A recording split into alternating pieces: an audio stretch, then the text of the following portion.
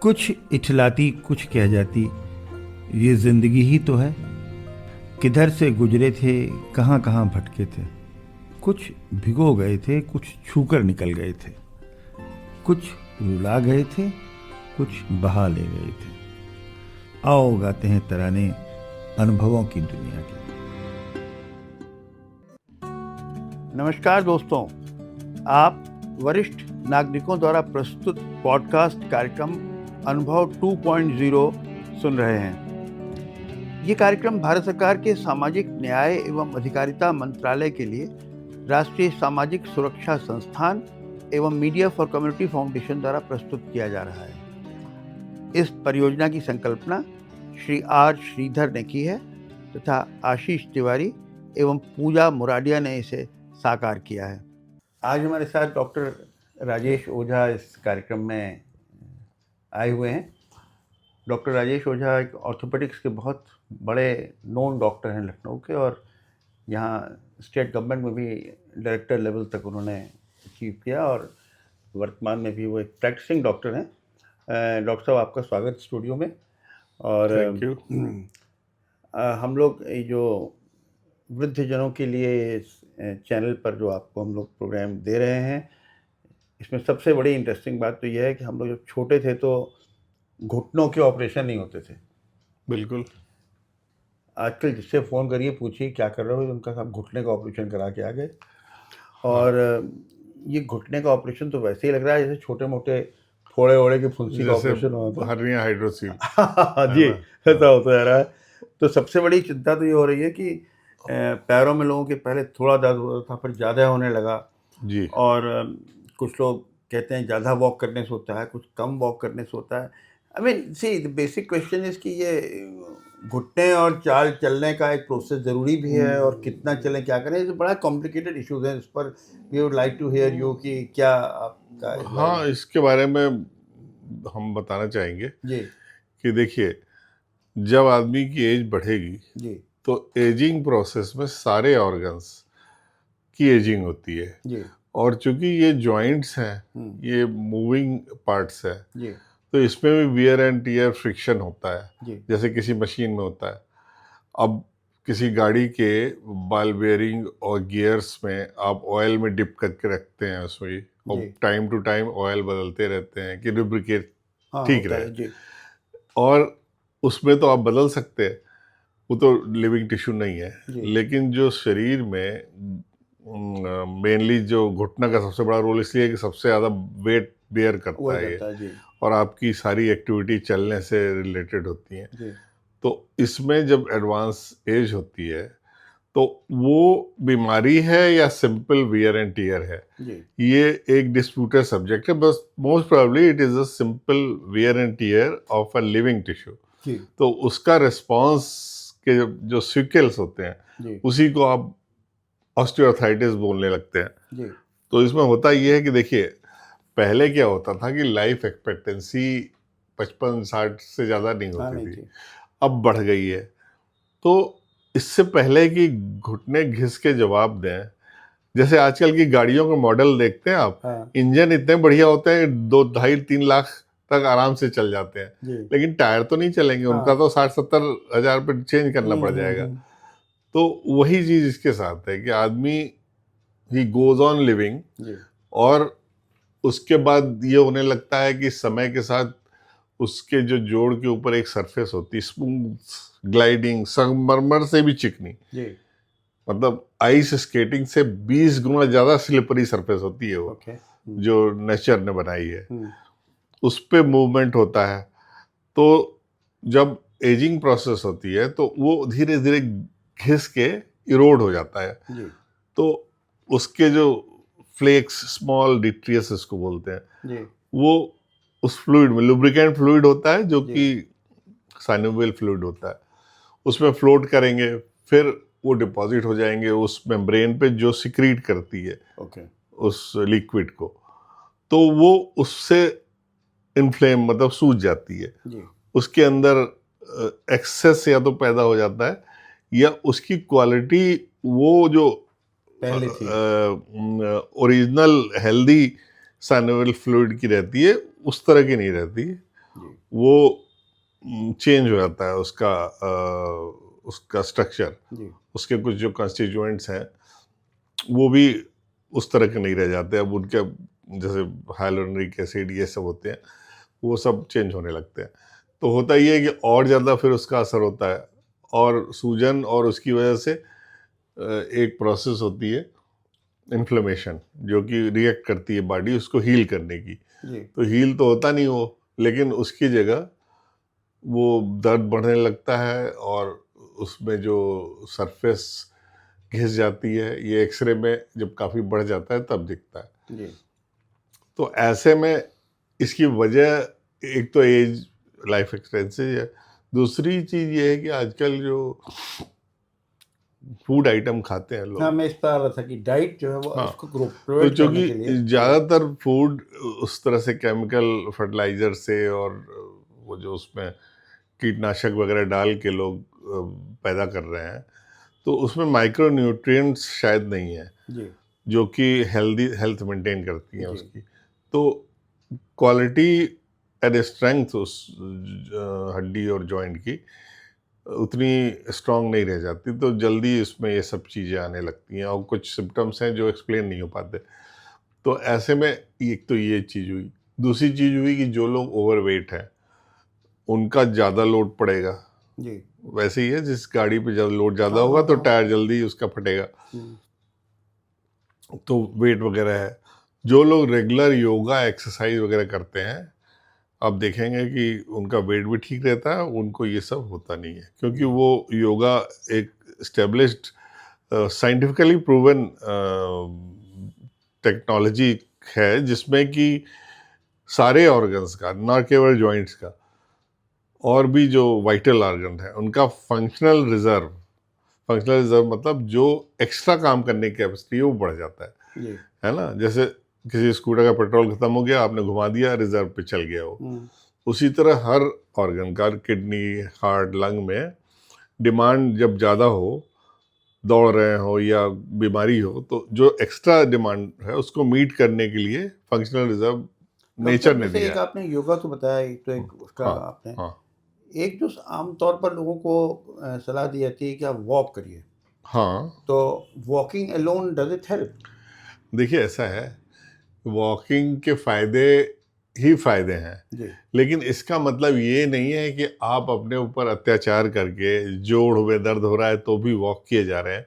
जी किसी भी एक्सरसाइज का एक ही पैरामीटर होना चाहिए, जिस स्टेज पे वो अनकंफर्टेबल हो जाए उससे ज़्यादा मत करिए, उतना ही वॉक करिए जितना आप कंफर्टेबली कर सकते हो। एक जैसे डॉक्टर साहब ये आजकल हेल्थ इंश्योरेंस में कहते हैं कि 6000 स्टेप्स पर डे अगर आप चलते हैं करते हैं तो बड़ा अच्छा है, अब 10,000 लोग स्टेप्स करते देखिए, हैं।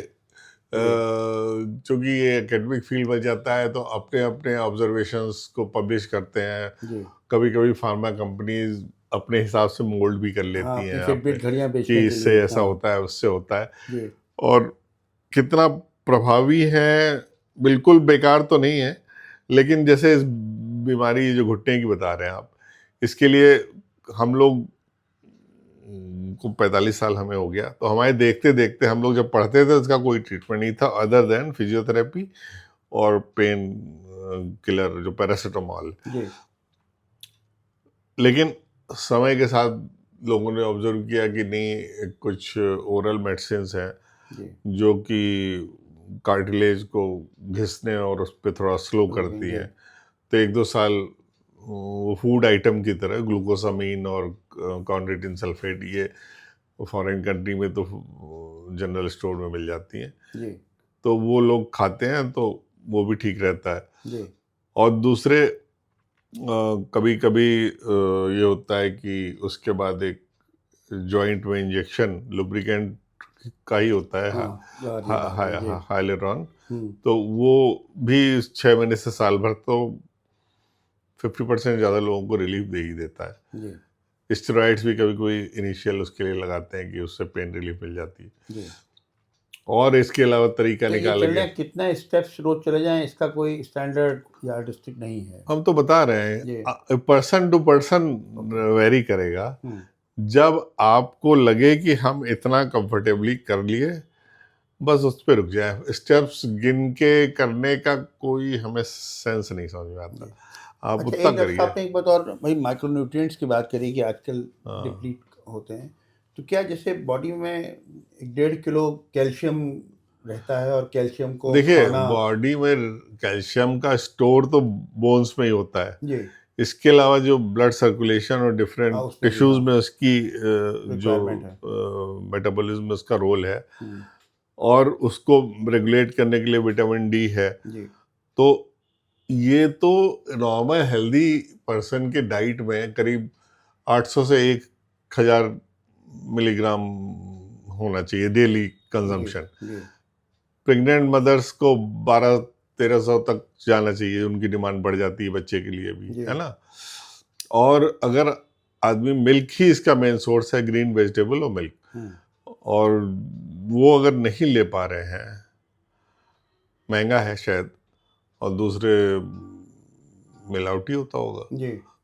इसमें क्या बताएं। डॉक्टर साहब, तो एक बात बीच में और एक बड़ा मिथ है कॉमन कि हाँ, ये ओल्ड एज में ब्लड की उसकी डाइजेस्टिव सिस्टम की कैपेसिटी टू एब्जॉर्ब कैल्शियम ये कम हो जाती है और इसलिए calcium is not absorb from milk in old age. Calcium को एब्जॉर्ब करने में विटामिन डी और पैराथायराइड हार्मोन होता है, जो कि जी। गले के अंदर छोटी सी ग्लैंड से जी। सिक्रीट जी। होता है, हम्म, ये उसको करते हैं। जी। तो विटामिन डी नॉर्मली धूप के एक्सपोजर से, नेचर से अपने आप मिलता है, जी। वो बनता है। तो जो लोग छोटी छोटी कोठरियों में अंधेरे में रहते हैं, कुछ लोग जो बुर्का वगैरह पहन के रहते हैं, उनको एक्सपोजर नहीं मिलता, तो अक्सर उनके अंदर विटामिन डी की डिफिशियंसी होती है। तो डिफिशियंसी से एक तो हड्डियों में ही खराबी आती है, मुलायम पड़ जाती हैं हड्डियाँ, टेढ़ी हो जाती हैं, ऑस्टियोमलेशिया बोलते हैं। और बाकी एक और प्रोसेस हड्डियों में होती है एजिंग के साथ, उसकी पोरोसिटी, भुरभुरापन बढ़ हाँ। जाता है। तो उसके जो ऑस्टियोपोरोसिस जो बीमारी, हाँ। ऑस्टियोपोरोसिस, जी। तो वो उसके जो स्पिक्यूस स्कैफोल्डिंग जो उसकी होती है, क्या नाम, बोन्स की, हम्म, वो थिनिंग हो जाती है, तो वो कमज़ोर होती है, छोटे ही चोट से टूट जाती है, जी। फ्रैक्चर हो जाता है। तो ख़ास तौर पे एजेड आदमी के अंदर टेंडेंसी थोड़ी सी डिसबैलेंस होने की हो जाती और है, फ्रैक्चर, हाँ। तो वो गिर जाते हैं बाथरूम में और हम्म, हिप में फ्रैक्चर हो जाता है। जी। हाथ वगैरह में भी होता है, सबसे कॉमन तो रिस्ट पे होता है, लेकिन हिप फ्रैक्चर एक प्रॉब्लम ऐसी है कि इसके 40% cases ultimately they they end up with some die. Complication, invalid से हो जाते हैं। अच्छा डॉक्टर लेकिन साहब, एक बात हाँ, होती है, जो कैल्शियम नॉर्मली मार्केट में मिल रहा है उसमें विटामिन के और विटामिन D3 और ये सब जो सप्लीमेंट साथ मिलाए हाँ, जा रहे हैं, ये एब्जॉर्प्शन वगैरह के लिए कैसे आपने विटामिन क्या सी के साथ और डी के साथ? कैल्शियम, जी। कैल्शियम के साथ कार्बोनेट, जो कि खड़िया ही है बेसिकली, जी। वो भी उतना ही इफेक्टिव है। जी। और साथ में तरह तरह के उसमें विटामिन के डाल दिया, और साइट्रेट फॉर्म में। D3 मिला देते तो हैं, हाँ। हाँ, हम्म, तो ये एक मार्केटिंग का वो है। जी। और हमारे ख्याल से अगर बुजुर्ग आदमी नहीं मिल्क वगैरह प्रॉपर ले पा रहा है, तो अगर 500 मिलीग्राम कैल्शियम ऊपर से टैबलेट ले ले, तो कोई उसमें नुकसान नहीं हो रहा है जी। उसका। इट विल उसको keep the bones in the उसको शेप। हाँ, वो कौन सा ले रहा है बहुत ज़्यादा मैटर सिग्निफिकेंट नहीं नहीं है करता, वो। ओके। हाँ, डॉक्टर बस। साहब, यही प्रोसेस कमर के लिए भी आप जो जितने चेंजेस आपने बताए अच्छा, ऐसे। कमर दर्द और स्पॉन्डिलाइटिस, ये दो बड़े कॉमनली लोग जी, हाँ, कहेंगे, हाँ। हमें सर्वाइकल है। हाँ। सर्वाइकल भी कुछ बीमारी नहीं है ये जैसे जॉइंट नी में होता है, वैसे ही रीढ़ की हड्डी में गर्दन के नीचे, सिर के नीचे से लेके पूंछ तक जी। एक स्पाइनल कॉलम है। हाँ। और ये ऐसी है कि आपकी चेस्ट, पेट घूमना, आगे झुकना, सिर से ऊपर देखना, दाएं बाएं देखना, इन सब को और ये परमिट करता है। रोजमर्रा चीजें, हाँ, तो हाँ। इसमें भी जॉइंट्स ही हैं आपस में। जैसे बैक एक सबसे कॉमन जो मरीज आते हैं हड्डी के ओपीडी जी। में, घुटने का दर्द और कमर दर्द कमर का के। दर्द, जी हाँ। मतलब हम लोग जब ज्यादा बिजी रहते थे, तो ऐसे मरीजों को देख के ऊब जाते थे कि देखिए आ गए, हाँ। अब इसका कोई सेटिस्फैक्ट्री इलाज है नहीं, जी। इन द सेंस कि either you are doing something like computer professional, जी। वो बैठे हैं लगातार कंप्यूटर के सामने, वो तो कह रहे हैं हम कोई मेहनत नहीं कर रहे हैं, लेकिन उनका जो नेक मेंटेन है ना, तो उसकी जो स्पाइन की गर्दन की मसल्स है वो टेंशन में है, वो मेंटेन कर रही हैं और दे आर अंडरगोइंग फैटीग, मतलब थक रही हैं।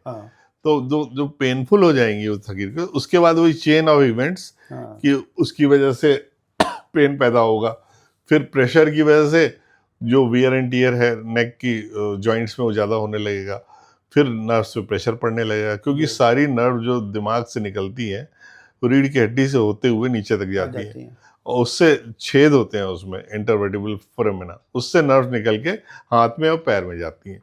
तो कमर का हिस्सा नीचे होता है, उस पर ज़्यादा वेट आता है, तो कमर दर्द ये भी है। ठीक है, पॉस्चर, बाइक चलाने का तरीका, कभी कभी तो हमने देखा एक नई कुर्सी पे आप बैठने लगे आपको बैकएक होने लगेगा, आप पाएंगे कि उसका एंगल, ऊंचाई वगैरह ठीक नहीं है। तो एक ये वजह है। अब जहाँ तक उसकी बात है इलाज की, तो आप अगर डॉक्टर केयरफुली सुन के एनालाइज करें कि आपको क्यों हो रहा है जी। क्योंकि कमर में दर्द कभी कभी पेल्विक ऑर्गन्स, लेडीज में खासतौर यूट्रस वगैरह के सूजन वगैरह भी रेफर होते हैं बैक में जी। तो उसको पहचानना पड़ेगा और उस चीज़ को उस हिसाब से उसको ट्रीटमेंट एडवाइस करना पड़ेगा।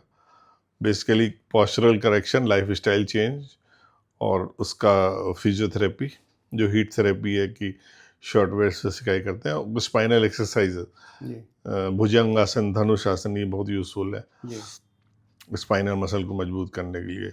आप देखेंगे योगा करने वाले को कभी पीठ दर्द नहीं होता। जो हमारे फेमस बड़े नेता हैं उनको कभी नहीं सुना होगा पीठ दर्द हो रहा है। तो ये है।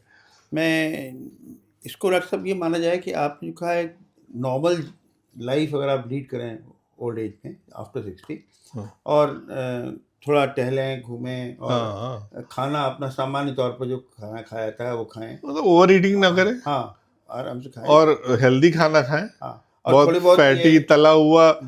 अब कभी टेस्ट बदलना है, हफ्ते में एक दिन पूरी सब्जी खा लें, कोई ऐसी आफत नहीं है। और ये छोटे मोटे विटामिन वगैरह जो नॉर्मल चलते हैं थोड़ा खाते रहें, विटामिन, कैल्शियम ले लें। अब जैसे मल्टीविटामिन्स भी लोग ले लेते हैं कि भाई हमारा सिस्टम की डिमांड शायद उससे नुकसान, साइड इफेक्ट तो कोई होता नहीं है, तो उसकी रिक्वायरमेंट जो बॉडी की होती है वो पूरी होती रहती है। अक्सर आप पाएंगे कि बुजुर्ग लोग कोई न कोई जरूरत के हिसाब से दवाई, उसको बिना जरूरत भी खाते हैं, ये बीमारी भी है। बिना जरूरत दवाई खाने की बीमारी हो जाती है। सरल भोजन, थोड़ा सा व्यायाम, थोड़ा सा योगा और सामान्य तरीके से रहें तो कोई ऐसी दिक्कतें नहीं। और बाकी अपनी एक्टिविटीज ऐसी रखें कि मन खुश रहे। कोई अगर काम हो सकता है, जब तक पॉसिबल है, कुछ ना कुछ काम करें, लोगों से मिलें, घूमने जाएं, एंजॉय करें। तो धन्यवाद डॉक्टर साहब हमारे स्टूडियो में पधारने के लिए। और ये आपने जो कॉम्प्लेक्सिटीज़ बढ़ रही हैं आजकल की लिविंग की, और बहुत लोग मेडिकली अपने आप को एक्सप्लोर करा रहे हैं एमआरआई से, उससे बचने के लिए एक सरल जीवन और सरल एमआरआई का बहुत मिसयूज हो रहा है। जितने डायग्नोस्टिक सेंटर हैं ये लोगों के वहम की वजह से चल रहे हैं, क्योंकि 4 दिन से दर्द हो रहा है और पता लगा एमआरआई करा के आ गए वो। अरे उसको कुछ ऑब्जर्व करो, कुछ उसका रैशनल होना चाहिए। ये महंगा टेस्ट है, इवन फॉरेन कंट्री में इतनी जल्दी नहीं एडवाइस देते, लेकिन हमारे यहाँ लोगों को जो घुस जाता है वो घुस ही जाता है, वो सोचते हैं ट्रीटमेंट है, ये ट्रीटमेंट नहीं है। तो आज आपका स्टूडियो में आने के धन्यवाद, और हमें विश्वास है कि बहुत सारे जो सीनियर सिटीजन कार्यक्रम को सुन रहे हैं वो आपके जो आपने छोटी मोटी बातें जो बताई हैं लिविंग की, बड़ी इंपॉर्टेंट साबित होंगी उनके लिए। आपका बहुत बहुत शुक्रिया। Thank you. दोस्तों, आप लखनऊ की संस्था पीपल्स इनिशिएटिव के पॉडकास्ट कार्यक्रम अनुभव 2 को सुन रहे थे। वरिष्ठ नागरिकों की सुविधा के लिए भारत सरकार की हेल्पलाइन नंबर 14567 पर आप प्रातः 8 बजे से रात्रि 8 बजे तक वरिष्ठ नागरिकों की किसी भी समस्या पर सहायता प्राप्त कर सकते हैं। Thank you and have a good day.